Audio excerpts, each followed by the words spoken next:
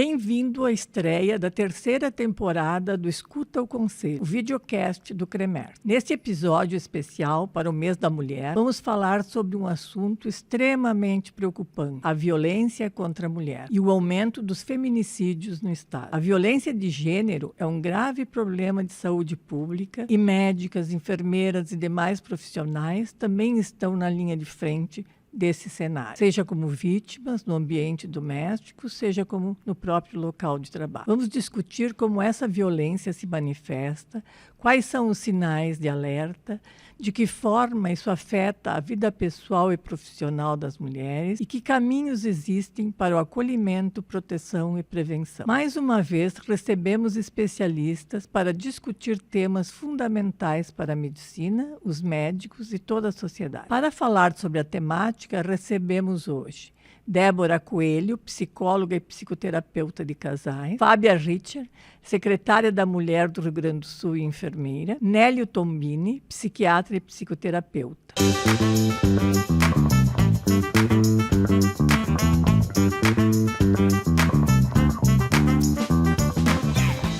Eu sou Silza Tramontina, eu sou conselheira do CREMERS e hoje estamos aqui mais num videocast Escuta o Conselho. Conosco, por favor, secretária Fábia, se apresente. Eu sou Fábia Richter, sou enfermeira, estou secretária de Estado do Rio Grande do Sul da Mulher, a primeira secretária nesse novo momento da secretaria, mas vivendo talvez o pior cenário possível no Rio Grande do Sul a respeito dos feminicídios. Débora. Bom dia, eu sou Débora Coelho, sou psicóloga, psicoterapeuta de casais e mulheres. E nesse momento, concordo, a gente tem um grande desafio de como orientar casais a conviverem de uma forma mais interessante, mais harmoniosa. Então, que seja um bom programa.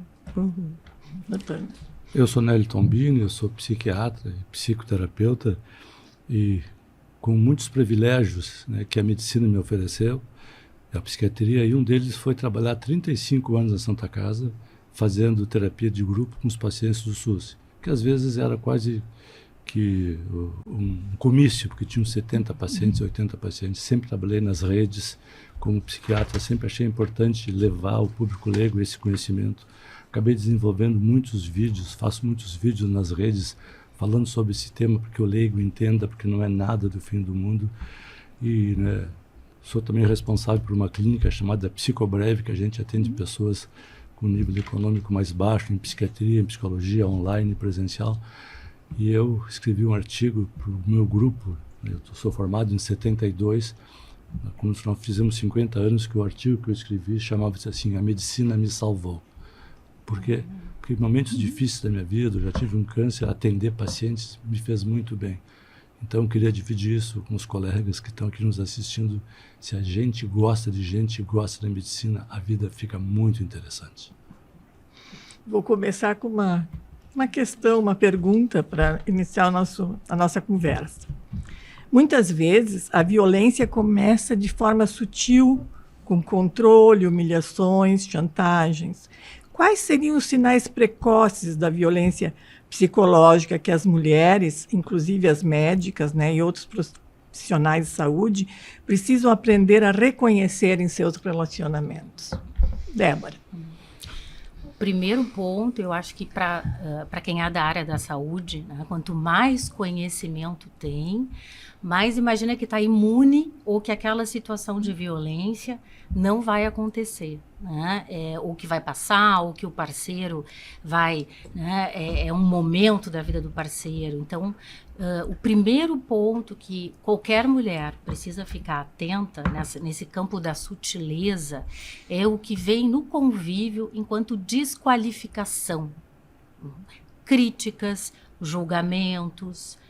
qualquer tipo de posicionamento que fere a autonomia, a liberdade dessa mulher, o valor dessa mulher. Porque essa violência mais sutil, psicológica, ela fica misturada com o amor. E aí as mulheres se atrapalham. Acho que o grande ponto é esse. Porque o homem que começa a mostrar, né, a sua forma de se relacionar com as mulheres, né, através dessa desqualificação, ele também vai balancear essa desqualificação com o amor, né, com momentos de presença, carinho, afeto. E isso faz com que a mulher entenda que foi uma situação isolada, que aquilo não vai acontecer mais. Então, o primeiro ponto é a gente entender que se o parceiro sinaliza algo, né, como desqualificação, como crítica, isso não é qualquer coisa. E isso pode ser um padrão. Então, tem que estar com os olhos bem abertos. Se me permite, né? Primeiro falar da minha alegria de poder estar em uma bancada tão qualificada com pares, né, que são da saúde. Normalmente a bancada é com alguém da segurança ou alguém da política, e às vezes o debate ele não traz realmente o meu sentimento de alguém que cuida de gente há quase 30 anos. Eu preciso dizer que eu sou enfermeira, né? E como enfermeira, morando em um município menor, nós tínhamos, tenho até hoje, uma responsabilidade que eu conquistei pela acreditação, né? Então, posso vacinar meu filho? Devo vacinar ou não? No meio de tantas dúvidas, era uma pergunta que eu escuto sempre, assim, né? E as pessoas vacinam ou não, dependendo se tu garante. Porque quem garante daí não é o ministério, quem garante é a pessoa. Elas vacinam porque acreditam em mim. Então, cuidar das pessoas é algo que eu não vejo como um karma, é ao contrário, é uma honra, né? Poder ser acreditada e as pessoas assim, cumprirem, né? Muito daquilo que a gente recomenda. E aí eu preciso dizer que essa questão da violência, ela tem muitas camadas, é muito profundo. Né? Nós repetimos modelos transgeracionais. E aí, se a gente trouxer conceitos, né, que pesam diretamente naquilo que nós somos, nós vamos ter dores, né, que são dores que nós vivenciamos, que não estão só conosco, estão lá na nossa avó, em outras gerações. Por que eu estou trazendo isso? Porque a questão da violência, ela faz parte de um mundo de transformação. A violência é sempre uma reação. É alguém reagindo a algo. Então, eu sou uma cuidadora de gente. Estou hoje olhando a saúde da mulher. A vida da mulher. Né? Eu falo que é saúde, porque a saúde é um monte de coisa junto e é a própria vida. Mas, olhar para a questão da violência é impossível não tirar do outro, que é o homem. E esse papel hoje está confuso. Por quê? Porque eu e muitas outras mulheres, muitos outros pensadores, no movimento de libertação da mulher, nós dissemos para as mulheres, vai e seja o que tu quer ser. E a minha filha é o que ela quer ser. Eu tenho uma filha de 26 anos. Ela é engenheira florestal, ela é o que ela quer ser. Mas nós esquecemos de dizer para o mundo, inclusive para outras mulheres, que terão que enfrentar essa mulher empoderada. E o homem, como ninguém falou com ele nesse tempo todo, e o homem daí, né, eu estou com os psiquiatras, psicólogos, o homem não chora, o homem não vai no médico, o homem não vai na manicure. E eu sou o homem do grupo. E o senhor é o homem do grupo, né, Tornelli? Então, a gente tem um homem que não vai à igreja, um homem que dificilmente se dobra, um homem que é sério, firme, rígido. E eu sempre digo, né, nós mulheres, quando ganhamos o mundo, nos masculinizamos também para conquistar este mundo. Então, hoje nós temos um mundo completamente masculino, que trabalha com as questões com muita dureza, com muita rigidez. E hoje nós estamos vivendo a consequência disso, né? O movimento feminino, feminista, o movimento de libertação da mulher, ele tem papel decisivo nesse processo. Mas é um processo mutável. Então, eu tenho clareza, e quero muito, né, ouvir vocês, de que o que se vivia há 15 anos atrás não é o mesmo que se vive hoje. Hoje nós temos novos elementos e novos processos, né? E que bom que a vida é assim, a gente tem que se permitir a olhar essas situações todas e talvez também rever até a nossa fala. Porque hoje eu não digo mais a mulher pode ser o que ela quer. Eu já digo, a mulher é o que ela quer ser. Agora nós precisamos que a sociedade se acomode em torno disso e aceite, né? Já que todos nós lutamos por isso, né? Doutor Nélio? Tu fizesse uma colocação assim, né? Falasse em controle, né? Como é que as mulheres poderiam, na tua pergunta, controlar? E eu vou entrar por aí assim, né? Eu vou voltar um pouco assim, no sentido de como a mulher pode perceber melhor este homem que ela está se aproximando. Uma das coisas que eu acho fundamental, e a Débora sabe isso mais do que eu, é o desejo de controle. Preste atenção nisso. O ser humano tem um desejo embutido no seu DNA que é controlar o outro. A criancinha faz isso com score 100. É o papel da criancinha. Agora as pessoas crescem assim. Tem homens que são muito controladores. Isso é um sinal, Fábia, de alguma patologia. Então, vocês mulheres que estão me ouvindo, se vocês vão se relacionar com um sujeito que quer controlar a vida de vocês, o que quer controlar a vida de vocês? Quer saber onde é que vocês vão, com quem vão, que horas vão voltar, que roupa vocês vão usar, que batom vocês vão usar, que esmalte vocês vão usar. Isto é controle. Fujam de um homem assim. Fujam, se possível, claro. Fujam. Porque isso é um sinal evidente que ele vai castrar a vida de vocês. Isso está no DNA dele, na personalidade dele. E aí não adianta só tornozeleira, polícia, porque ele vai continuar sendo assim. Homem ciumento. Ciúmes não é amor. Gente, saia dessa coisa romântica. Ciúme é controle. É usar um sentimento seu que vem transvestido de amor e dizer, eu amo muito, posso fazer o que eu quero contigo porque eu te amo e vou te cuidar. Então, dicas assim. Se vocês perceberem no início de uma relação, homens assim, disparem. Outra coisa importante, né? A gente saber a história desse homem, isso é simplesinho. Foi casado? Quantas vezes? Por que ficou casado? Por que separou? É fácil eu entrar nas internets, na Débora, e ver a ficha policial. Está na mão de todos nós. Agora a grande pergunta é essa, né, Suzana? Por que as mulheres não exercitam isso? Por que as mulheres não fazem isso? Aí eu tenho uma teoria, que é uma teoria difícil de ser colocada, mas eu acho que precisa ser colocada, porque é só uma teoria, pode ser desqualificada ou contrariada, que às vezes, viu, Fábio, as mulheres que foram às vezes maltratadas na infância, não foram valorizadas pelo pai principalmente, elas querem achar um homem ideal. E elas vão construir esse homem ideal. Então elas pegam um homem atrapalhado, elas veem que é atrapalhado, mas passa na cabeça, eu vou ser especial, eu vou fazer tudo, eu vou agradar, exatamente, eu vou me submeter e ele vai ser o homem que eu não tive. Eu vou consertar ele. O pai que eu não tive. Esse é o grande perigo. E aí, como não conserta e não tem conserto, cada vez que ela percebe que não tem conserto, ela dá mais, se submete mais e fica mais no controle do sujeito. Então, isso é importante que se fale nisso. Eu não estou aqui, né, responsabilizando as mulheres, mas estou dizendo o seguinte, tem uma fantasia no inconsciente de que aquele homem que deu errado na vida, ela vai fazer o homem ideal para a vida dela.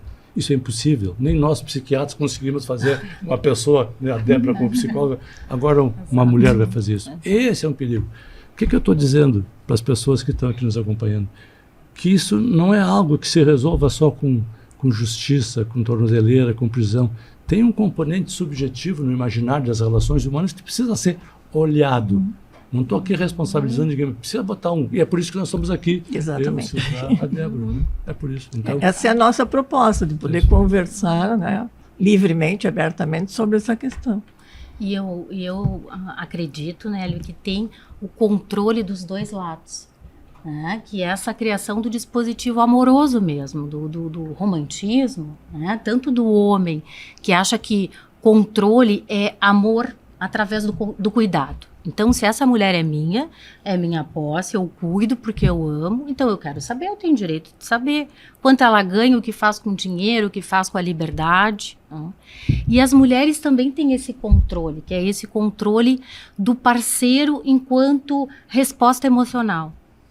Então, eu vou ter o controle da nossa vida conjugal, da nossa vida emocional. Eu vou mostrar para ele como é que ele fala de sentimentos, como é que ele se relaciona com os filhos, né? Como é que ele se expressa no amor. Então, ele tem como melhorar. Então, aí vem também os mecanismos, né, de defesa, porque é difícil a gente enxergar, eu acho que a crueza, assim, a realidade do parceiro da parceira, né? E para as mulheres é mais difícil ainda enxergar que controle é agressividade.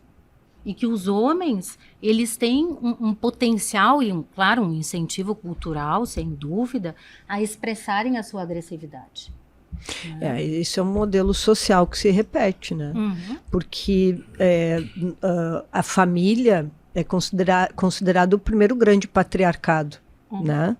E é justamente isso que nós precisamos combater. Mas aí é um erro de se combater a família. E, no entanto, eu escrevi inclusive sobre isso, a família ela tem que ser berço de amor, ela é fundamental para a sociedade. Ela não pode ser constrangida, ela tem que ser reorganizada a partir deste novo modelo social que vivemos, né?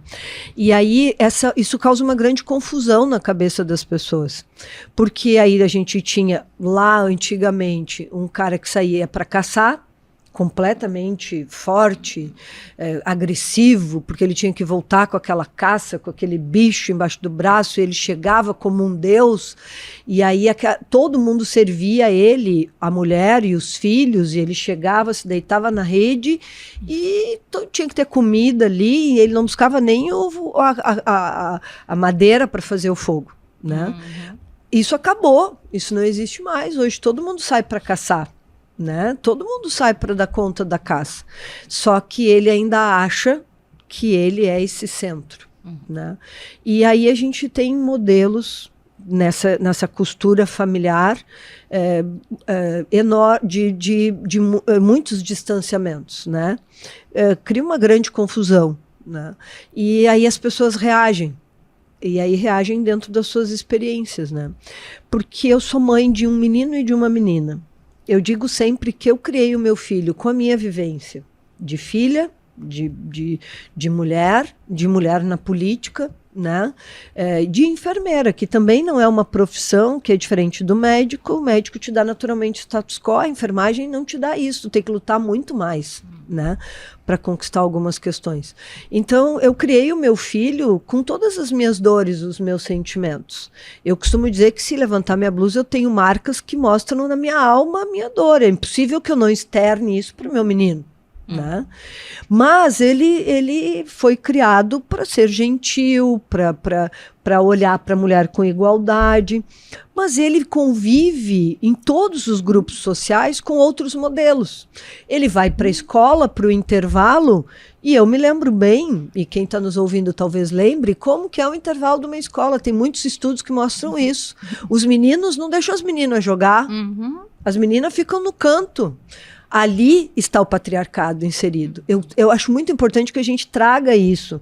Por quê? Porque o menino, mesmo eu criando ele com um outro sentimento, a sociedade... Meu menino foi para o quartel, ele é oficial do Exército, ele é tenente da reserva, ele fez NPOR, ele se formou líder no quartel com uma visão muito, né, peculiar.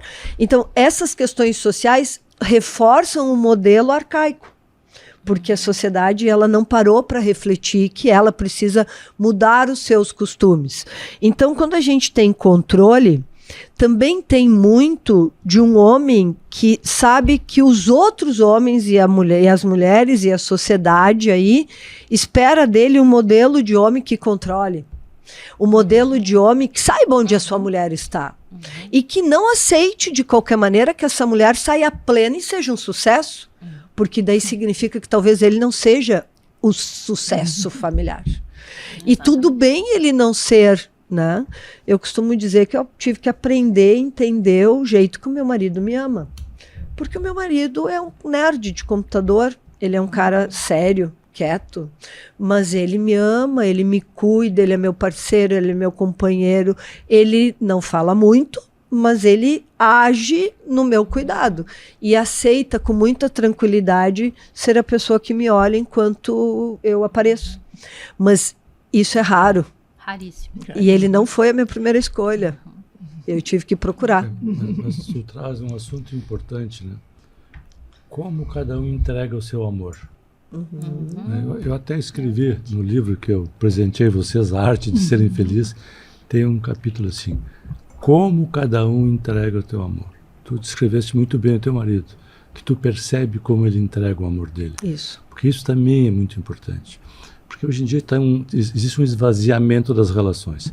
Claro que nós estamos falando, nós pertencemos a um grupo social diferenciado. Enfermeira, psicóloga, médico.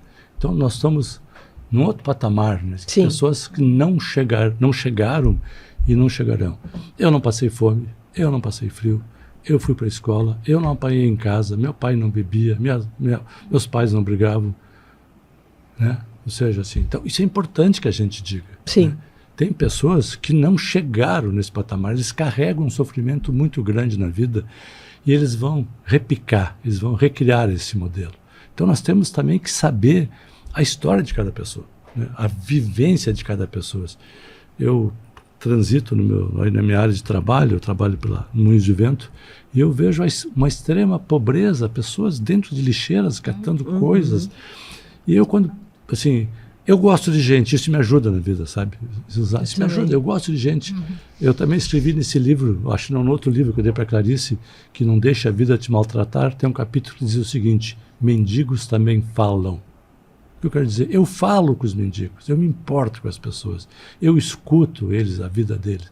Então, assim, aquelas pessoas que estão num nível sociocultural, financeiro, são pessoas que elas já têm um certo adoecimento.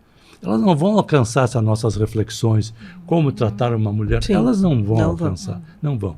O que a gente pode fazer com essas pessoas é oferecer grupos de reflexões pela cidade.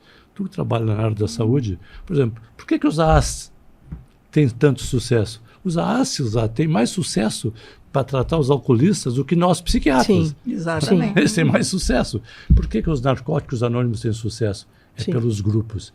Eu já falei uma vez, tive um encontro online, na época da pandemia, que o governador estava presente, o Eduardo, e eu sugeri isso, que nós teríamos que ter grupos na cidade para mulheres que foram abusadas e para homens abusadores. Grupos. E, eventualmente, um profissional da área coordenando esses grupos. Porque é assim que as pessoas vão desenvolver a sua percepção. Eu trabalhei na Santa Casa, eu disse na minha apresentação, 35 anos, com grupos de pessoas com doença mental, doença física, doença financeira, doença social. Não tinha doença que eles não tinham. E eles iam para o grupo e nós falávamos sobre sentimentos, vínculos, e eles entendiam e melhoravam a sua doença mental. Eu preciso lhe dizer que existem já um modelo assim ligado à justiça restaurativa, chama-se grupos reflexivos do gênero. E aqui no Rio Grande do Sul, como é que funciona? Os homens têm um boletim de ocorrência, uma situação, uma medida protetiva e o juiz manda ele para o grupo reflexivo. E 4% dos homens que estudam sobre o tema somente tem reincidência. Em outros estados, até 1%. Olha como funciona bem.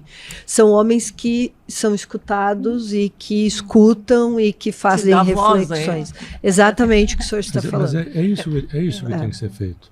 Porque assim, tem um amigo meu que ele é ligado também à política, e ligado a uma prefeitura de poder econômico do Rio Grande do Sul, que eles iam contratar mais 15 psicólogos para atender. Tipo, isso é enxugar gelo. Não é para atender individualmente, é grupo. Grupo com 30, com 40, com 50, senão, digo assim, agora infelizmente as nossas políticas públicas não olham para isso. As faculdades não preparam nem psiquiatra, nem psicólogos para grupo. Eu tenho uma boa relação com a reitoria da PUC, com o Evilásio, que agora não é mais reitor, já discutimos isso lá. Então, assim, tem coisas que são muito simples, sabe? E que tem que ser mudadas, senão nós ficamos com um discurso bonito, pomposo, e não sei o quê, aí bota na cadeia, e bota uma tornozeleira, tudo bem, mas que pouco alcance ainda, precisa mais. E precisa olhar sobre, sim, as condições mentais desses homens. Não é só gênero, eu não estou aqui desqualificando que é uma coisa cultural, machista, gênero, porque daqui a pouco tem pessoas que me apedrejam quando eu digo isso, como se eu estivesse desqualificando, né, esse ranço dos homens com as mulheres. Não, estou agregando ideias, valores. É um novo momento. Sim, porque senão vamos ficar só nessa situação. E tem, eu acho que um aspecto, um fenômeno muito contemporâneo para a gente poder analisar, que é justamente a diferença até de grupo, né, entre mulheres e homens, né? Não só porque as mulheres procuram mais umas às outras, mas porque tem o fenômeno das redes sociais. Isso Né? sim. Se Muito qualquer ódio. mulher acessa hoje, por exemplo, o Instagram, o que tem ali? Conteúdo sobre emancipação feminina, direitos, seja você mesma, qual é o tipo de parceiro, até mesmo, né, coisas que a gente, como profissional de saúde, assim, requer um pouco mais de cuidado, né? Descubra se o seu marido é narcisista, né? Mas tem muita informação, as mulheres acessam, se informam, passam conteúdos uma para as outras. E a reação, né, que a gente vê dos homens frente a essa, eu acho que essa educação, né, que as mulheres começam a ter, esse acesso também à informação, ao autoconhecimento, a perceber a desigualdade que tem, inclusive, nos relacionamentos. Então, os homens, eles ficam muito mais agressivos, porque os mecanismos de defesa dos homens, eles, por não serem tão desenvolvidos emocionalmente, vão ser mais reativos, mais imediatistas, né? Eu trabalho muito com homens, com casais, há 25 anos, e eu vejo que os homens, eles têm algum problema, né? Ou algum sentimento negativo, eles, ao invés de refletir e entrar num estado legal, assim, de melancolia, né? Eles vão agir. Então, eles vão beber, eles vão dirigir, bater, eles vão agredir, eles vão trair. Vão transar mais. Exatamente, para ficar tranquilinhos, né? Depois acham que é vantagem. Né? Então, o homem não é reflexivo e isso tem que começar em casa, né? Faz parte, eu acho que tem um livro que eu gosto muito do Winnicott, que é Tudo Começa em Casa. Eu sou mãe de meninos e eu vejo que tem muita diferença hoje, né, em como eles se posicionam, o que eles acessam também de conteúdo sobre mulheres, sobre como homens se colocam de uma forma mais cuidadosa, mais empática, né, e isso tem uma, eu acredito que isso terá uma repercussão. O mais velho vai fazer 15 e tem um de 10. Né? Então tem uma diferença que eu acho que daqui a alguns anos a gente vai enxergar nos relacionamentos, né? Por enquanto, infelizmente, o que a gente vê é mais brigas entre os casais, mais dissimetria, né? Mais, às vezes, inveja dos homens quando suas mulheres ganham mais e têm uma posição melhor, né? Porque o homem, ele ainda se coloca valor em ser provedor. É que a sociedade cobra deste homem, que é queridão, que não sei o que ele é fraco. Ele se sente cobrado pela sociedade. O que é menos importante, né? E aí ele tem que reagir. Agora, tem uma coisa nisso tudo que a gente está falando que é maravilhosa, que passa pelo autoconhecimento de cada pessoa. Acho que é isso que nos falta, né? Eu preciso falar que nós estamos trabalhando, assim, com muita força a respeito de uma janela de oportunidade que nós vimos, que é a NR1, que foi o motivo que eu fui no CREMERS, né? A NR1 agora obriga a falar das questões psicossociais. Então, lá pela secretaria, nós temos trabalhado com muita força que talvez o chefe mandando o cara sentar, e agora tu vai ouvir sobre isso, seja uma forma do homem parar para se autoconhecer, se entender e, quem sabe, poder chorar com mais liberdade. Né? A questão que eu penso... E pensando as questões de violência. A mulher, ela fez a sua revolução. Né? E eu participei ativamente nos primeiros anos da Revolução Feminina. Na época que se dizia que tinha que queimar o sutiã. E o homem não. O homem foi deixado à parte. Isso. Né? E eu acho que agora está na hora, né, mais que na hora, de eles fazerem a revolução no sentido da mudança necessária nesses parâmetros ditos machistas, né, que precisam mudar. Né?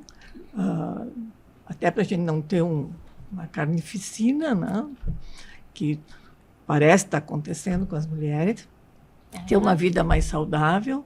Então, tem toda essa questão dessa nova revolução. Este é o Escuta o Conselho, o videocast do CREMER. Aqui você acompanha os assuntos mais atuais da medicina e que têm impacto real na sua vida. Não esqueça de se inscrever no canal do CREMER, curtir, comentar e ativar as notificações para não perder os próximos episódios. Seguimos falando sobre violência contra a mulher. Quando nós falamos em educar os meninos, ótimo, perfeito. Mas agora nós temos que olhar para o que está acontecendo agora. É os grandes fazendo bobagem. Seja assim, tu falasse em autoconhecimento. As pessoas têm muito pouca intimidade consigo mesmo do ponto de vista não se emocional. Escutam, né? Não é que não se escutam, não, são surdas. É pior que não se escutar, não sabe se escutar, não sabe se averiguar, não sabe se olhar. Isso é assim. E o cara pode ser doutor, pode ser um doutor famoso, pode ser PhD, ele tem essa dificuldade. O que é mais fácil na vida? É desenvolver o intelectual, o cognitivo, é estudar, fazer faculdade. Desenvolver o emocional é muito difícil. Eu acho que nisso as mulheres ganham, porque elas tiveram que se organizar emocionalmente para conquistar esses mulheres, espaços. Assim, é quase uma necessidade de vida das mulheres. Isso. Não foi se organizar. Necessidade de vida pelo sobrepeso que as mulheres têm na vida. Ou tu te mantém. Ser mulher é uma coisa muito complicada. É muito mais difícil. Então, autoconhecimento. É isso que esse encontro nosso pretende. Perfeito. Ou seja, assim, eu sempre estive circulando no meio das pessoas. Eu tive em comunidade, eu faço vídeos, eu escrevi livro. Eu na Santa Casa, que eu fui Santa Casa, eu criei um serviço lá 35 anos atrás, chamado Serviço de Doenças Afetivas, que hoje a gente chama de transtorno de humor. A Débora passou por lá, chamava-se Seda. Eu sempre achei que tinha que oferecer, e eu continuo assim. E eu vejo que as pessoas aproveitam. Antes de vir para cá, hoje, eu estava fazendo uma consultoria para uma direção de uma empresa, que não é uma empresa que está mal falida, mas eles querem ter mais percepção de como é que eles funcionam. E eu, sendo do meio, eu tenho esse olhar que passa umas coisas batidas por eles que para mim não passa. Aí eu fisgo isso, desenvolvo com eles, eles começam a se dar conta como eles se relacionam, como eles entregam o seu conhecimento. Porque conhecimento está aqui. Desentergar o conhecimento, tu tem que ter uma delicadeza, um jeito para que o filho, para que o paciente aceite, para que o colaborador aceite. Então, isso precisa ter autoconhecimento, precisa ter feeling, precisa ter sensibilidade. E nós temos que fazer isso. Eu faço palestras, eu boto os vídeos e eu vejo que as pessoas, Fábio, aproveitam. Eu vejo pelos feedbacks. Uma linguagem simples, nada sofisticado. Então, é disso que eu acho que o CREMER está fazendo, que a Silza está aqui conosco, para ampliar. Eu acho que tinha que ter programas nas rádios semanais falando sobre gestão emocional, saúde mental, não doença mental. Saúde. Sabe, Suzá, quando é que as pessoas se dão conta que faltou saúde mental? Fábio, sabe quando? Quando aparece a doença mental. A pessoa adoeceu, Ou que na se empresa, matar. quando dá o conflito. Duas cabeças maravilhosas. Estou ouvindo pensar e eu fui prefeita, né? Da então, onde? Só que eu não sei. fui prefeita do município de Cristal, 8 anos. E legal. o mesmo município onde eu fui secretária de saúde, Legal. 11. Tem uma moça chamada Seganfredo que trabalha lá, que tu deve conhecer. A Mariana? É ela mesmo. Que é filha de um colega meu, a querida Mariana. Nossa, ela é figura participativa na nossa sociedade. Um abraço para Mariana. Mandar um abraço para Mariana, a dona dos nossos registros lá. O que acontece, né? Às vezes tu tem duas pessoas fantásticas, mas eles estão em conflito. Se tu deixar o conflito estourar, e foi isso que a NR identificou, né? Se o conflito eclode, eles não vão mais conseguir trabalhar nunca. Tu tem que cuidar das pessoas antes, porque tu precisa do trabalho daquelas duas pessoas. Né? Muitas vezes servidores de carreira que não têm o que fazer, eles têm que trabalhar junto. E aí é fundamental que a gente apare essas arestas. O conflito do casamento é a mesma coisa, né? Das relações das pessoas. Acho que tem diferença também entre acessar emoções e trabalhar as emoções. Porque nós mulheres, culturalmente, na família, entre amigas, sempre acessamos e conversamos, né? A gente pode manifestar as emoções. Agora, trabalhar as emoções significa, assim, autoconhecimento, né? Como o Nélio marcou, e também identificar, né? Identificar sentimentos, como é que se encaminha esse sentimento, como é que eu consigo dar nome, como é que eu identifico as minhas necessidades, como é que eu falo isso para um parceiro. E isso requer um trabalho mais sofisticado, né? Então, com casais, eu identifico isso. Não é porque nós mulheres acessamos as emoções e os sentimentos que a gente sabe trabalhar naturalmente com eles. Não, a gente se atrapalha, mas aí é gestão a gente emocional, se expressa. né? É a gestão da emoção. Mas para gerir, primeiro a gente tem que saber nomear, primeiro a gente tem que se entender, né, nesse campo das emoções, né? Então eu acho que hoje homens e mulheres estão muito mais atrapalhados, né? Os casos que chegam para o consultório, eles são muito mais complexos, muito mais difíceis. Débora, eu acho que as pessoas pararam de falar. As pessoas estão mais empobrecidas. Sim, não as pessoas falam. só olham para o celular, não conversam mais uma com as outras. Faltando uma Débora, leitura. assim, as pessoas não falam mais, não exprimem mais o que sentem. E eu vou fazer uma confissão aqui, tem pouca gente nos assistindo. Se eu não me cuido, eu fico aprisionado no celular. Eu tenho muitos seguidores. Todos Eu nós. tenho muitos seguidores, eles me mandam mensagem. Então eu preciso assim, né, me controlar. Esse negócio é a pior dependência que surgiu no mundo. É pior que heroína, é esse troço do celular. Então as pessoas não falam mais, as pessoas não precisam mais se conectar. Então as pessoas perderam a capacidade de se mostrarem como são, mostrarem seus sentimentos. Isso é um problema gravíssimo que né? Tá aí, né? Mas isso que o senhor falou é a vida real, é o novo mundo, né? Novo normal. Eu costumo ter uma preocupação com o videogame, porque o meu menino é um menino que jogou videogame. Em uma época que eu não sabia o que era jogo online, né? Inclusive, teríamos que fazer um outro programa para falar sobre isso, né? Eu entendo que o jogo ele coloca a pessoa num outro patamar de pensamento, de terceira dimensão, de entrar para dentro do jogo, que é uma habilidade que nós não temos. Nós não exercitamos isso. Ótimo, beleza. Tem toda uma coisa de tecnologia, que é o futuro, agora com a IA mais do que nunca. Quando as pessoas me perguntam, pois o meu filho está pensando em fazer tal coisa, cuidado, essa profissão pode acabar, né? Mas as emoções, o cuidado um com o outro, o cuidado das relações, isso não vai acabar. Então, isso precisa ser preservado, né? E aí, assim, eu lhe ouvindo falar também vou dizer, ontem eu estava, eu fiquei em Porto Alegre e estava no restaurante, foi um dia ruim para mim, eu perdi uma amiga, né? E muito ruim, e eu queria conversar ontem. E aí, mas eu mesma, quando eu vi, eu estava no celular. Eu falei, não, mas vou largar o meu celular, vou convidar ele para largar o celular também. E aí é que está, o que conversar, né? Como, porque acaba que o casal conversa de problema, por isso que a amante é tão melhor. Porque a amante não tem problema, ela está lá perfumada e cheirosa esperando o cara que não tem problema nenhum. A amante sempre vai ser melhor e vice-versa também, né? Porque aí é uma fuga da realidade, né, doutores? Nós estamos fugindo da realidade, que é uma realidade. Do enfrentamento daquilo que tem a ver com conflito, com a diferença de opinião, com o que a gente tem que negociar. Amadurecimento de negociação. Exato. Exatamente. Então, eu acho que hoje os conflitos, né, nas empresas, nos casamentos, na maternidade e paternidade, é ter que se haver com a pessoa real e ter condições de ter empatia, porque é muito bom falar de si, é muito bom culpar o outro, isso é fácil. Sim. Agora, é o que mais se faz.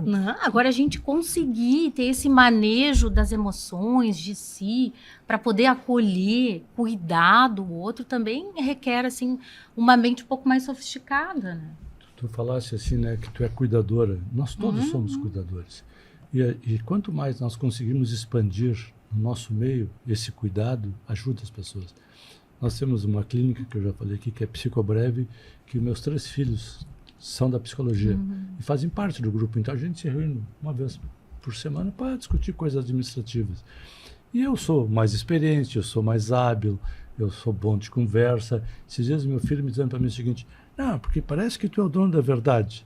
Numa reunião, e eu disse para ele, o que tu está dizendo em parte faz sentido. Tu tem que derrubar minhas verdades. Assim, tu tem que ter a capacidade de derrubar minhas verdades. Porque senão tu me empodera e fica com raiva de mim. Porque eu estou aqui e tu está te sentindo aqui. Digo, não é bem assim. Eu vou sempre lutar pelo que eu penso. Se tu não está te sentindo competente, tu tem que pensar, bom, não estou sendo competente, agora tu não vai me atacar por atacar, numa reunião.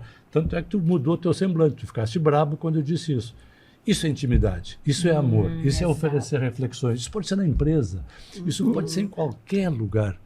Então, quando tu fala assim que nós somos cuidadores, nós que somos dessa área, se usar, nós temos que oferecer isso. Sim. Então, quem tem mais, aí que eu digo, eu tenho essa máxima que eu criei, quem tem mais oferece mais. Sim, mas aí voltando para a questão da mulher, a mulher é cuidadora naturalmente. E muitas vezes ela acha que tem que cuidar do marido. Acha que ela está naquela relação e que então tu pode ficar bravo comigo, porque eu sei que eu estou melhor do que tu, então eu tenho que te proteger e tenho que te cuidar. E isso faz a mulher permanecer numa relação que tem controle, ciúmes, um cara que muitas vezes já tem história anterior, porque eu anotei isso, doutor, porque isso é muito claro. Eu, que fui uma enfermeira secretária de Estado, eu investiguei os óbitos. Fui criticada internamente. Não, mas eu acho que isso é importantíssimo. Eu ia até te perguntar sobre isso. Como é que eu vou tratar de uma doença que eu não a conheço? Né? Então, nós fomos investigar o homem, onde é que esse homem estava. E o que a gente descobre? Que ele não mata a primeira mulher. A mulher que mais mata é a segunda ou a terceira mulher dele. E eu sempre pergunto, que mulher é essa que ele matou? Ele matou uma, mas qual que ele quis matar de verdade? A mãe. Que ninguém, o movimento feminista nos escute. Mas pode ser que sim, pode ser que seja uma mãe que morreu com brevidade, pode ser que seja uma mãe que tenha ido embora porque o pai também machucava eles, né? Não sei. Então, essa história do homem, assim, se embrutecer e se introspectar, faz com que a mulher queira cuidar dele. Se sente responsável por aquela pessoa. E se eu desistir dele, o que vai ser dele? Mas também tem uma coisa, o que vai ser de mim? Ok, mas isso não estou dizendo que o as duas coisas pensamento estão tá juntas. certo. A Débora já levantou isso assim, que a mulher também precisa... Claro, nós estamos falando aqui tudo inconscientemente, não é uma coisa pensada. A mulher também precisa assumir esse papel de cuidadora para se sentir valorizada diante da vida. Porque às vezes ela se sente muito vazia. E aí que mora o perigo. A Débora já tinha falado sobre isso antes. Exato. Eu acho que tem esse aspecto, né? Até trouxe um livro aqui, A Mulher Exausta, né? Da sobrecarga feminina, do que isso ocasiona. Para si todas as De responsabilidades. burnout, de exaustão, de fadiga. Né? Não é à toa que a gente tem a prevalência de transtornos de ansiedade em 70% das mulheres no Brasil. Então, o índice de depressão feminina e ansiedade dispara. Se tu colocares isso na medicina, mulheres médicas, é pior ainda. Muito. Mas muito. isso tem muito. As mulheres médicas, saiu um levantamento de São Paulo, as mulheres médicas, a média de vida dela em São Paulo é 59 anos. Olha, Meu Deus, que coisa sério. grave. Seria 20 anos a menos do que as mulheres em geral. E elas morrem do que, doutora? De várias oncológicas. doenças, inclusive suicídio, mas de Vasculares. doenças de câncer, de doenças autoimunes, muita doença autoimune. Muita questão Então, psicossomática. mostrando assim, o quanto as mulheres realmente adoecem pela exaustão. Exato. Porque mulheres médicas trabalham muito, né? A média de horas de trabalho é 54 horas semanais, um levantamento que foi feito. Então, mais todas as atribuições, né, de mãe, esposa, né, Exato. com filhos, E e isso adoece. Né? E Exato. não só Eu depressão, acho que- ansiedade, mas também doenças físicas graves.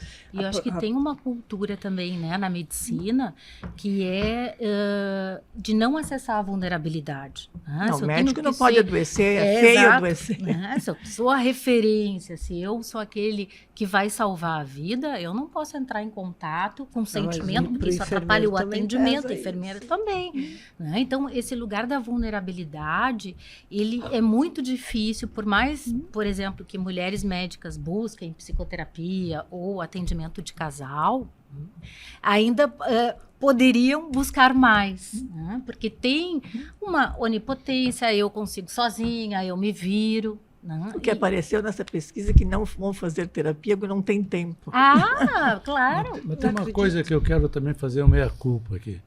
Eu acho que nós, psiquiatras, eu, Cesar, Débora, psicóloga, assim, nós somos muito prepotentes e onipotentes. Ou seja, assim, o que quer dizer assim?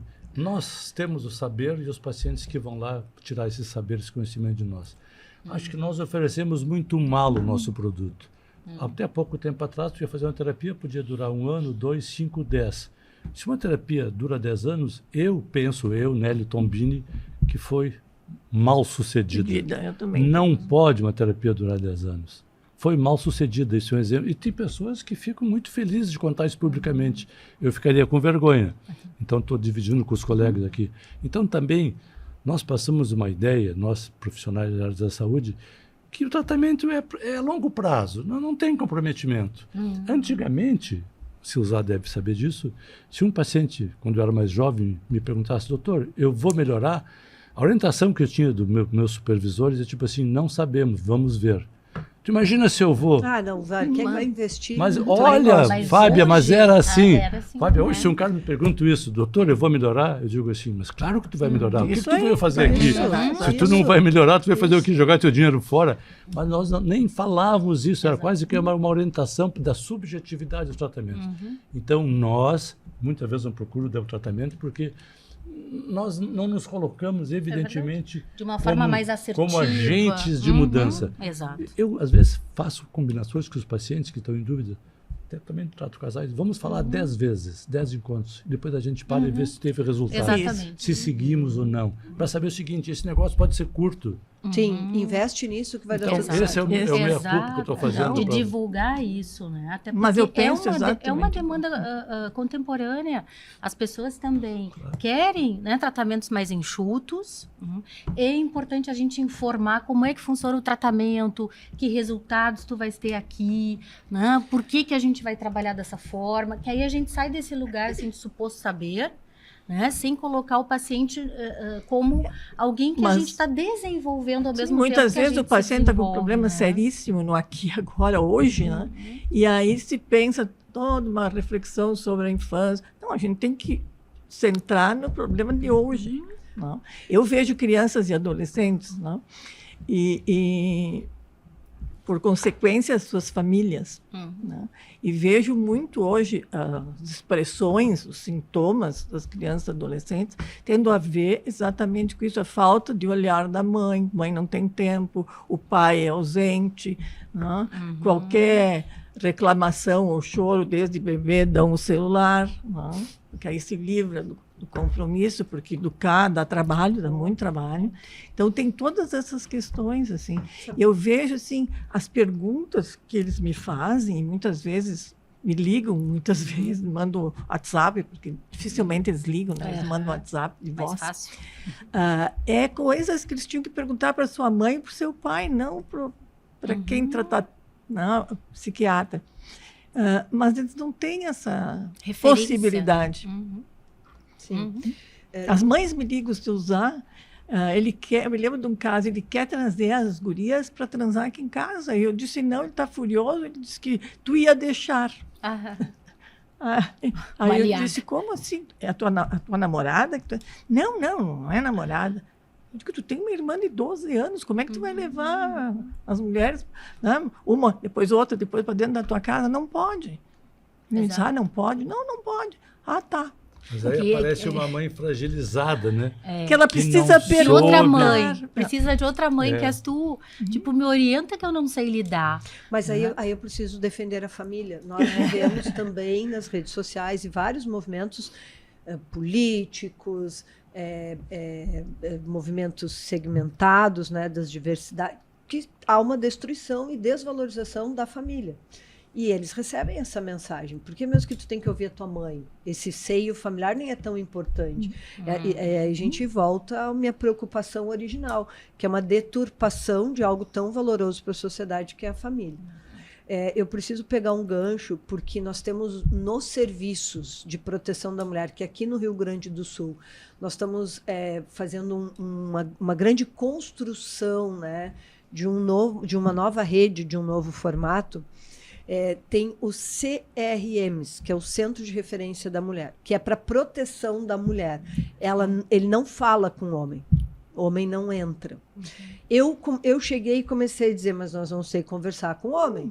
porque é ele que está matando, algo tem de errado, vamos ter que acertar isso. Bom, fui altamente criticada, mas o que acontece?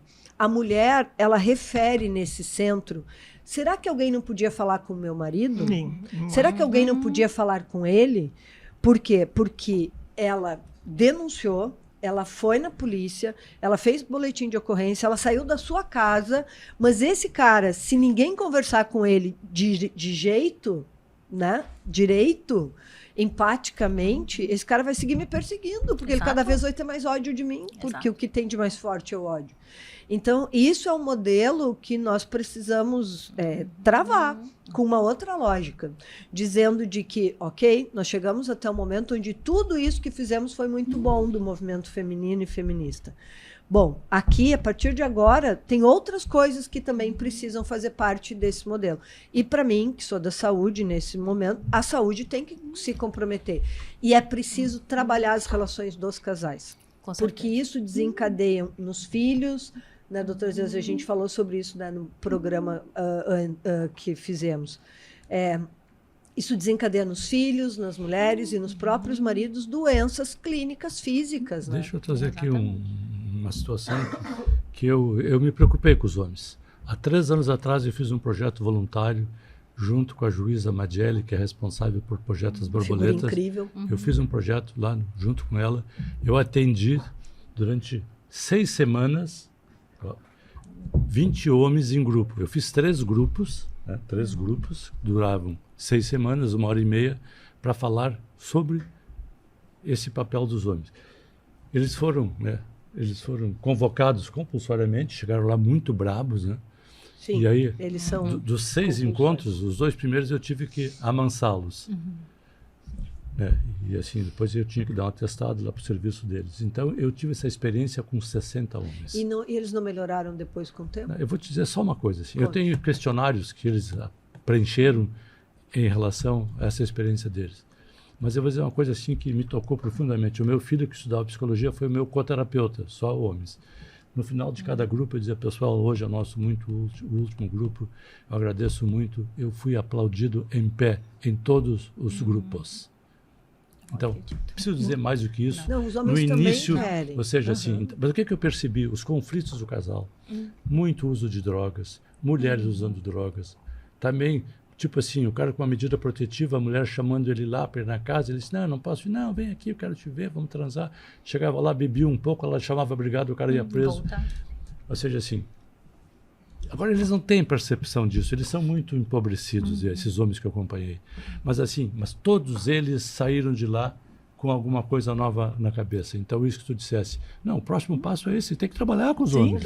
Eles têm que ter percepção, tem que ter feeling. Não é um problema de um lado só, de uma via Então, só. Eu concordo plenamente. Eu acho que trabalho... eu preciso falar, acho que a maior prova disso é o suicídio, que a gente tem visto na sequência do feminicídio. Perfeito. Né? Isso é sinal de doença, né? Eu acho que a gente está falando de um ponto importantíssimo, né, que é o acolhimento e o desenvolvimento da saúde mental dos homens. Eu atendo casais há 25 anos e eu gosto muito de trabalhar com os homens porque eles aproveitam de uma maneira espetacular. O que eu percebo, né?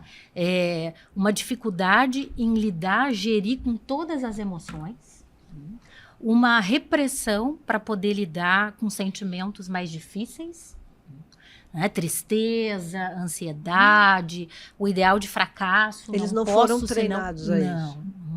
Então, quando a gente instrumentaliza, primeiro, eu acho que oferece um espaço de acolhimento, não de julgamento. Escuta, não é? Exato. Escuta, né? E a gente instrumentaliza esses homens para que eles consigam se expressar de diferentes formas, não só naquele padrão, né, que foi permitido, construído.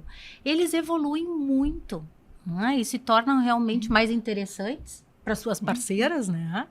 E eu acredito que hoje, né, se a gente está nesse cenário mais bélico, né, entre homens e mulheres, a gente tem que equiparar também informação, tratamento, para que os homens consigam lidar com essas novas mulheres. Né? E tem o ingrediente da saúde mental que a gente não pode desconsiderar. Né? Quando a gente falou que tem o controle, um parceiro que controla já é um indicativo de que algo na personalidade tem, né? Um parceiro que bebe, né? A gente sabe que tem muito alcoolista e os crimes funcional. estão diretamente relacionados. Também já à é um bebida. sinalizador disso, né? Então, a gente tem que pensar nessas questões que ficam ali muito invisibilizadas sobre parceiros que têm, por vezes, um diagnóstico, têm uma questão de saúde mental, e isso se revela na relação com a parceira, né? É muito importante que se entenda, né, que mesmo os meninos que nós criamos, né, e eu quero conversar contigo daqui a 4, 5 anos para ver qual é a tua experiência. Que bom que seja de extremo sucesso, porque eu sei que as pessoas vão nos ouvir e ver atemporal, né? Mas hoje é dia 23 de fevereiro e tivemos ontem um homem, jogador de futebol, zagueiro, que culpabilizou a árbitra mulher por ter apitado mal e por isso eles perderam o jogo. Não foi dele não ter segurado a bola e eles terem perdido o jogo. E ele escancarou isso. Disse, porque a associação precisa dar uma olhada, porque, olha só, não tem como uma mulher apitar um jogo desta envergadura. Foi isso que ele disse. E aí, mulher é de segunda classe. É inferior. Inclusive os estudos nossos, temos a Universidade de Juí, a Faculdade de Especialização de Direitos Humanos, estudando o perfil do feminicida do Rio Grande do Sul. Eles fizeram um estudo em Juí e agora estão estudando o sistema prisional no estado todo. Vai ser um estudo muito interessante. Eles dizem isso, eles têm ódio do celular pela liberdade que o celular dá para a mulher, e eles enxergam a mulher como um ser inferior. Estou aqui por causa dela, como pode isso? Ela não podia falta ter de feito. respeito. Eu não sou Perderam criminoso. seu respeito. Sabe o que eu me lembrei? Tem um registro de uma peça no Brasil, 1800 Guaraná com rolha, que se chamava As Doutoras. E que era o início, assim, acho que das primeiras universidades do Brasil, antes, né, as primeiras mulheres formadas em medicina foram para os Estados Unidos, né? E essa peça era uma sátira na qual as mulheres médicas eram vistas como poderiam ser médicas se o cérebro era menor. Sim. Né? E se não tinham condições porque as emoções prevaleciam. Então, não tinham cognição e inteligência para tal. É, relação direta agora. Então, é um ponto que, olha, 1879. Não, só para concluir, e esse moço, na medida que foi falando, ele mesmo se deu conta do que ele estava fazendo, sabe? E aí, passou algum tempo depois, acho que a mãe e a mulher chamaram ele para responsabilidade. Ele gravou um pedido de desculpas e disse isso. A minha mãe e a minha mulher já brigaram comigo e me mandaram. Mas Fábia, sabe, eu também ouvi essa notícia hoje. Ele foi apedrejado. E tem as suas razões, mas eu acho que se perde a oportunidade de pegar um caso desses e mostrar também uma outra incompetência do cara dizer o que estava sentindo. Porque é fácil apedrejar um cara desses. Todo mundo está com 10 pedras na mão. Ele só se atira pedra. Mas ele só repetiu que o coração dele estava cheio. Mas assim, tu pega um caso desses, tá? Leva para a televisão, conversa com o cara, em público que nós estamos fazendo aqui. Pergunta para ele se não se passou pela cabeça dele uma outra possibilidade de dizer, olha, nós somos mal porque a arbitragem hoje não foi bem. Faltou isso, ele dizer, a arbitragem não foi bem. Ele botou a figura da mulher. Atrapalhou. Só jogar pedra é pouco, porque a gente joga pedra no mesmo lugar. Nós temos que pegar isso e ampliar no sentido, o que pode ser diferente para os jogadores de futebol daqui para frente? Doutor, mas será que se fosse um homem ele ia identificar que não, mas assim, não diria porque foi um homem, Fábia, falaria mal. Não, mas aí tu já me tira do meu ponto de pensamento. Olha como também tem esse lado feminista, vou chamar de tomar essa liberdade. Claro. Eu estou trazendo uma saída e tu me leva para outra que não tem nada a ver. Tu está misturando, eu não estou falando se ele é homem ou se ele é mulher. Eu digo a incompetência que ele teve de expressar o que ele estava sentindo. Isso tem que ser trabalhado do ponto de vista positivo. Leva ele para um lugar público, uma televisão, bota pessoas conversar com ele, pega outros casos de outros jogadores, aproveita isso também para fazer render. Porque a gente só joga pedra no morto. Não dá alternativa, né? Isso que eu digo assim, se perde uma oportunidade, eu vi esse negócio... Hoje em dia só se joga pedra. Que bela oportunidade para trabalhar um caso desses. Mas o senhor sabe que a minha visão, e eu até vou gravar sobre isso, é que ele repete o modelo. Sim, mas Ele vamos repete o pegar modelo. esse modelo e vamos Ainda mais tentar no futebol. transformá-lo em cima de algo que foi Sem nocivo. dúvida. É nesse sentido. É isso, Senão, Dá uma aulinha boa. Por exemplo, assim, a minha neta queria, Dá um nó nele. Né? queria o TikTok. Não. 12 anos. Né? E o pai dela disse que não. E aí ela veio tirar vantagem para cima de mim. Vô, eu queria saber, o pai dela junto, o que tu acha do TikTok? Eu digo, é uma ideia interessante, tu aumentar os teus conhecimentos, ela faz coisas. Eu digo, só me diz o seguinte, me convence que tu deve ter um TikTok. Disse para ela, na frente do pai dela. Vô, todas as minhas amigas têm. Eu digo, pá, mas fajuta, sem qualificação, esse teu convencimento de 5ª categoria. Se as tuas amigas estivessem mostrando as calcinhas no colégio, tu ia mostrar também? Sim. Porque todas as amigas estão mostrando. Eu peguei uma situação, estou me lembrando, eu não quero me exibir, uma situação que podia ser adversa. Não, sem dúvida. E eu construí, digo, pensa melhor, se tu tiver outro dia mais argumentos, fala comigo que eu vou te ajudar. Eu podia ter dado uma ralhada nela, nem querer, que coisa terrível, tu é uma imbecil. Mas a gente tem que Então, escutar. é isso que eu digo, pega uma situação dessas que foi inadequada, Para elas mesmas pensarem. e o rapaz até se deu conta que foi inadequada, Sim, mas ele foi corrigir, se atrapalhou mais, porque Total. ele tem pouca capacidade de Sim. reflexão. Gente, o que nós temos nas nossas cabecinhas, poucas pessoas têm isto. Quer ajudar a pensar, né? Claro, a pensar. É quase Socrático, o método. Ele repetiu aquilo que todo mundo fala. Na verdade, na hora, E tem outra coisa que eu vou compartilhar da sua fala que eu percebi. É uma pessoa que é despreparada e aí vem o repórter, que não é uma coisa fácil. Enfia né? Claro, Depois de um jogo que a pessoa Que tá tá- calorada. que perderam o jogo. Eu sei por mim, eu sou acostumada com o pessoal, né, a ter que falar Olha e tal. aqui, E às vezes a gente para e pensa, hoje eu não queria, porque não é Esses fácil. dias- Ou essa falei coisa- uma bobagem, meu É, Deus. falar o microfone. bobagem Esse dia o cara me normal. fez uma pergunta dessas assim também em público e eu perguntei, por que tu está me fazendo essa pergunta? Né? Uma pergunta que não fazia sentido. Às vezes a gente fica oprimido e responde. Eu falei, não, por que tu está me fazendo essa Mas pergunta? eu já não posso, doutor, fazer muito isso. Ah, acho que deve. No meu caso, é Pergunta mais difícil. desrespeitosa, sim. Acho que é uma coisa que sim. tu deve fazer. Por que tu está me fazendo essa pergunta? Para que ele te dê mais material para te responder. Sim, claro. Ou até Não. pode repetir, por favor? Não, né? não, Porque aí a pessoa tem um Não, segundo repetir, para se tu só reformular. repetir, ela vai dizer do mesmo jeito. Tu tem que dizer assim, acho que assim, o que, que Não eu quero, o que, entendi, que eu estou Pedro. enfatizando aqui, assim, as pessoas, dependendo até matar uma pessoa também, pessoal, se mata no trânsito, não é só porque é mulher. As pessoas têm impulsos violentos, o ser humano é violento. Eu, às vezes, se A usar... Débora já falou faço isso, o cara algumas- fica não sei o que, vai lá e se mata no trânsito. Mas assim, eu às vezes tomo algumas decisões, algumas reações que eu digo, não acredito que eu fiz isso.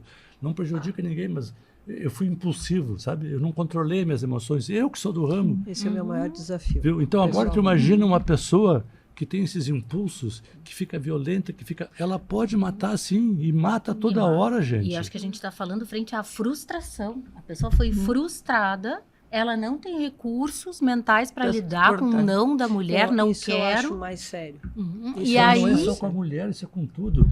Essa lei do desarmamento eu achei maravilhosa só por uma razão. Se eu tenho uma arma junto, sou capaz de dar um tiro num cara. Se o cara me enche a minha paciência, em vez de mandar ele longe. Sem dúvida. Então, nós somos muito impulsivos, nós somos agressivos. E quando se junta a coisa do feminicídio, essa mulher, o cara precisar dessa mulher é tudo na vida. Porque geralmente esses homens são homens muito adoentados, frágeis, incompetentes, atrapalhados. Aquela mulher é uma divindade Isso. na cabeça deles. Se a Isso. divindade vai embora, eles ficam abandonados. Então, é um padrão de funcionamento mental que não justifica nada. abandonados e nesse estado de caos mental que faz com que muitos, né, entrem em surto e aí a reação Pessoal, a realmente... conversa está ótima, mas 1 hora já passou. olha, Por isso A que gente tem que temos, se dar Rapidão. conta. por isso que temos que ter grupos reflexivos para homens agressores. Tem que ter nas cidades, uma vez por semana, e o cara tem que levar um atestado lá do coordenador para o juiz que ele está fazendo o grupo. Isso eu acho um santo remédio. Isso. é verdade. E uma outra coisa que nós trabalhamos na secretaria com muito cuidado, claro, é as questões de mediação, né? Ter pessoas preparadas com mediação. Eu sou mediadora de família. Mediação, mas essa mediação não lá na política da mulher somente, lá também com certeza, mas na saúde, na assistência social, na educação, nós trabalhamos muito em capacitar, qualificar as equipes para isso, mas percebam, há muito pouco material escrito sobre isso, há muito, por exemplo, vou trazer aqui no encerramento, doutora, Vamos conversar sobre isso. Por favor, me convidem de novo. A comunicação nesse caso, eu lhe perguntei sobre isso, né, doutora? O suicídio, a gente já aprendeu que tem jeito para abordar. Será que o feminicídio também não? Nós não sabemos, não tem nada escrito sobre isso. E eu vendo todas as campanhas, todas as reflexões e todos os microfones que temos usado para falar sobre isso, eu confesso que eu fico assim, puxa vida, parece que não melhora, parece que está pior. Então, será que não tem a ver? Talvez a gente esteja falando sobre isso de um modo errado. Nós na secretaria nós temos buscado... Eu acho que essa questão do Dr. Nélio é muito importante começar a olhar para os homens. São eles que matam, não? Então nós temos que olhar o que está acontecendo com os homens. Perfeito. Não? Senão nós não vamos sair disso tão Exato. cedo. Ficamos numa retórica. Exato.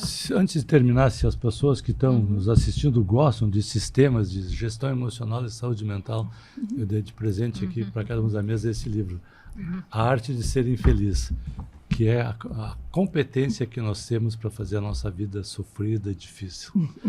Eu agradeço muito assim, esse espaço, conhecer a Fábio, a Débora eu já conheço há muito tempo, a gente se usar já conhecia. Eu acho que isso aqui é um espaço terapêutico. Então, escute o conselho. Não é o conselho de medicina, mas é um conselho, entre aspas, que nós estamos aqui nos permitindo, não é aconselhar, mas é oferecer reflexões, ideias. Dividir os assim. conhecimentos, né? Então, nos escutem. Eu me lembrei de um livro que eu gosto muito, da Virginia Woolf, que é Um Teto Todo Seu, né? Em que ela fala, voltado lá para escritoras, né, que as mulheres tinham que ter emancipação financeira e um quarto para si.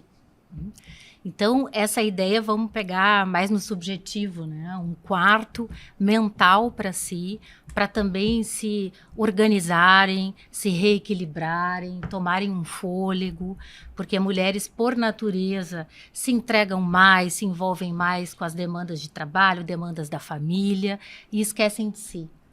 Então, acho que esse seria assim, um aviso para mulheres médicas, mulheres que estão lidando aí com tantas sobrecargas, né? Ter um quarto mental para si é fundamental. Quero agradecer, então, a presença de vocês. Estou encantada, né? Fiquei encantada ouvindo a todos. E, né, convidá-los para outro evento. Já antecipo o convite que nós vamos fazer no CREMERT sobre esse tema. Aí vai ser um evento mais aberto. Obrigada pelo comparecimento de vocês. Obrigada. Este foi o episódio do Escuta o Conselho sobre violência contra a mulher. Ele vai estar disponível no Spotify e no YouTube do CREMERT.